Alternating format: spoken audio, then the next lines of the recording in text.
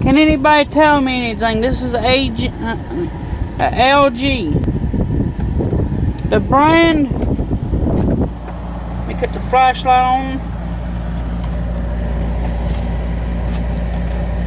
There it all is right there. Everything you need to know. I'm running this in a little camper. It's 8,000 BTU. And whenever I first cut it on, I noticed that the coils downhill a little bit freezes up, and these copper tubes out here freeze up. That one does outside, and then it starts working after that. Like, it works front, but it's freezing up, and now it ain't froze up. Can anybody tell me what's going on? It's coming from a smoker's.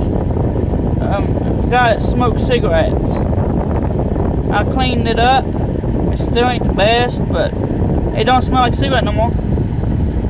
It smells actually pretty nice. But it's freezing up. I think this right here is stopped up. This right here, the coils. And I also had to do this because it acted like it wasn't getting no airflow.